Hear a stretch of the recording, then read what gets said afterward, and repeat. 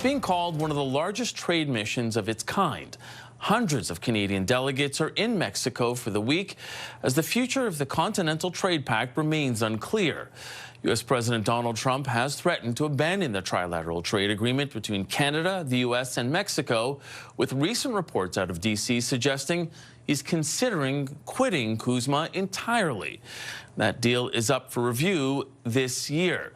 At the same time, there are new faces on the trade file for Canada. Yesterday, Mark Wiseman officially arrived in Washington as Canada's new ambassador to the U.S., and Prime Minister Mark Carney has chosen former clerk of the Privy Council, Janice Charest, to serve as this country's new chief trade negotiator to the U.S. Meantime, Canada-U.S. Trade Minister Dominic LeBlanc is leading this week's mission to Mexico with over 370 delegates representing businesses from across this country. CTV News has been speaking with members of the business delegation all day. I would say we haven't actually leaned in to what CUSMA, our trade agreement, affords us, and we just have not invested in building the relationships or educating ourselves or connecting those businesses so they can invest and lean into those opportunities. It's a long time coming. We're in a continent that we share. We have two trading agreements with Mexico, both the USMCA and the TPP.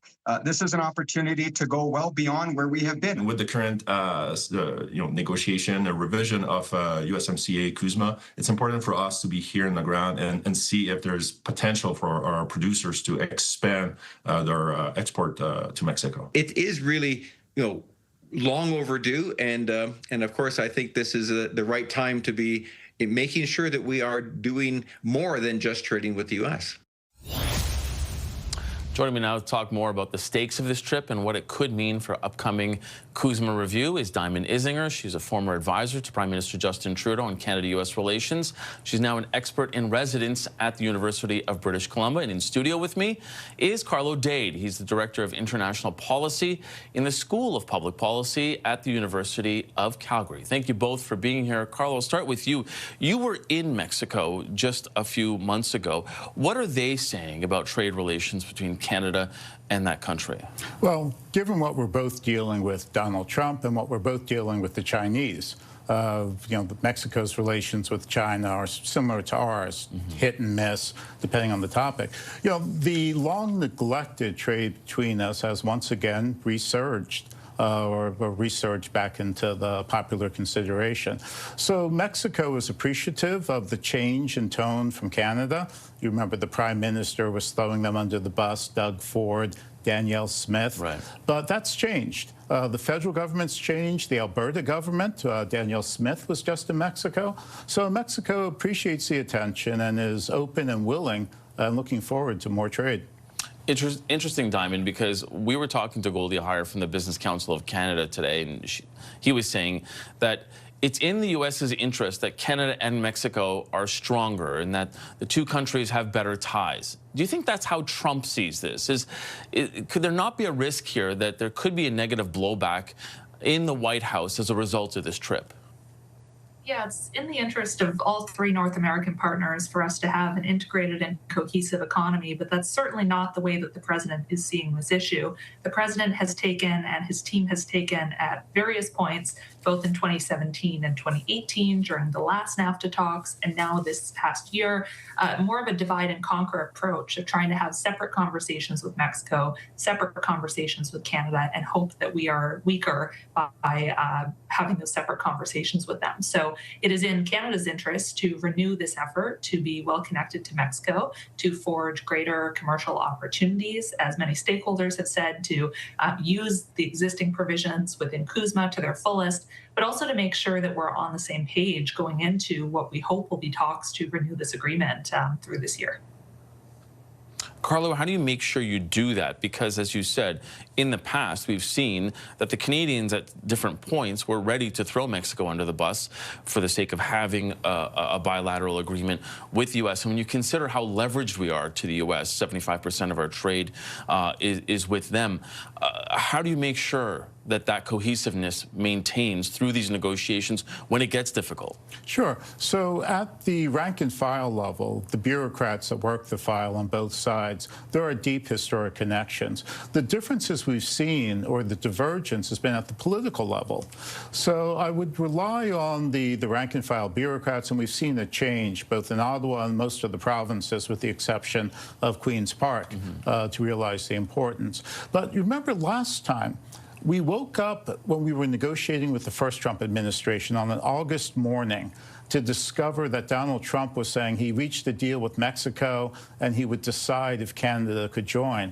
What wasn't as well reported or known was that the Mexicans have been keeping us up to date on everything they were doing with the Americans. So when Trump made the announcement, we were ready, we were prepared, and we were able to salvage the agreement. I think that history of working together resides deeply in the foreign ministries and the trade ministries on both Canada and Mexico. So I would rely on that history and the fact that the rank and file knows this game. As Diamond mentioned, the Americans are trying to play us off against each other, and we both realize that benefits no one. How much do you think that will happen, Diamond, going forward? Because when you consider the review and renewal of CUSMA, there's going to be a focus more than likely on the auto sector. Both Canada and Mexico have opened the door to Chinese EVs, and that's drawn the ire of President Trump. How much of a fact do you think that might be going forward?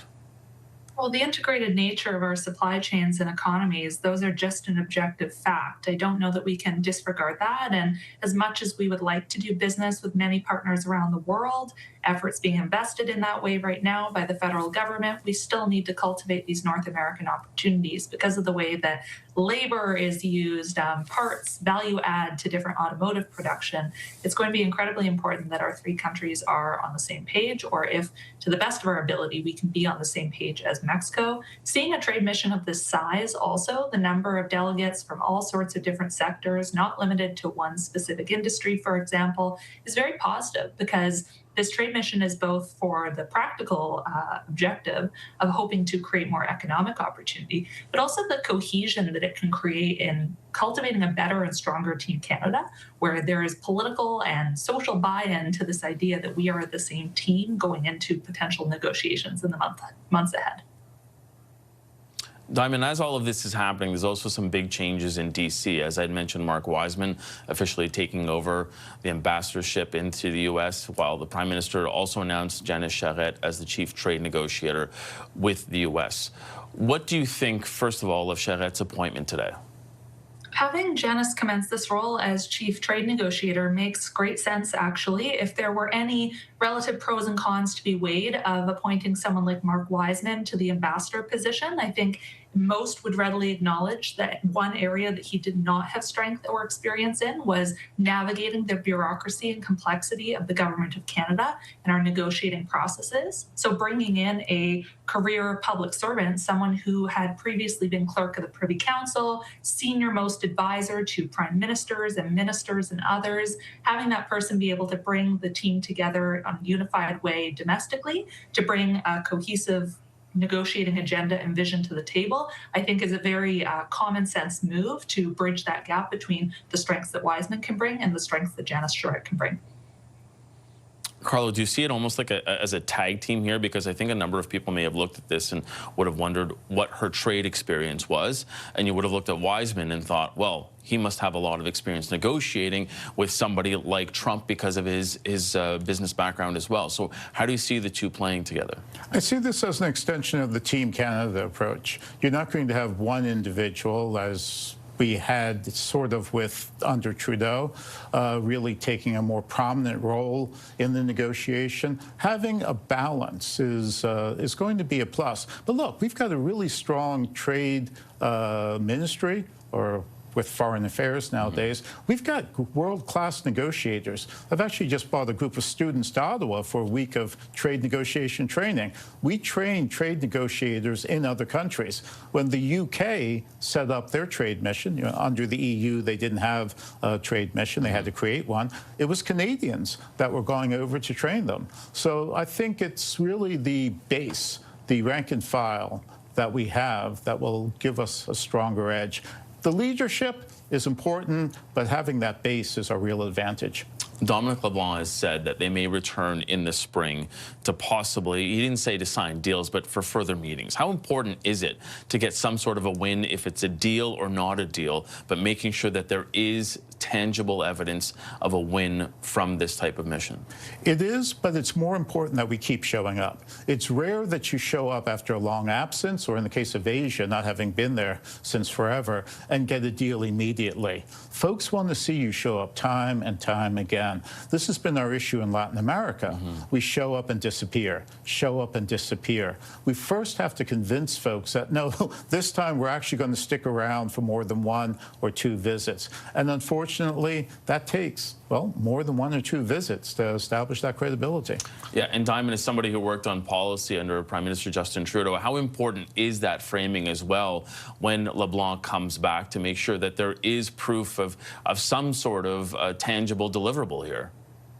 Yeah, I expect with so many delegates down in Mexico right now and completing many meetings across what I understand to be several Mexican cities, there will be some MOUs signed, some deals made, et cetera. But really, this is laying the groundwork for, as Carlo says, that continued engagement with Mexico. I would say it's not as if we've disengaged with Mexico in the last few years. There has been, both through the lens of North American trade and CUSMA, and also general bilateral issues between Canada and Mexico, regular engagement at the working level on things like tourism, travel, immigration, economic issues, but also then in how we can do more business together. So I'll be curious to see, obviously, what those more tangible deliverables are, but also what the plan is for continued re-engagement in the years and period ahead, particularly depending on what develops and what transpires with CUSMA, and the relationship as well that the Prime Minister will need to continue to cultivate with Claudia Sheinbaum, both of them being, relatively new to their positions, and the opportunity that those 2 leaders can have together in cultivating that Canada-Mexico dynamic. And something that is maybe outside of the World Cup draw as we last saw them. Okay, we're going to leave it on that. Carlo Dade, Diamond Isinger, thank you so much for being with us. Really appreciate that.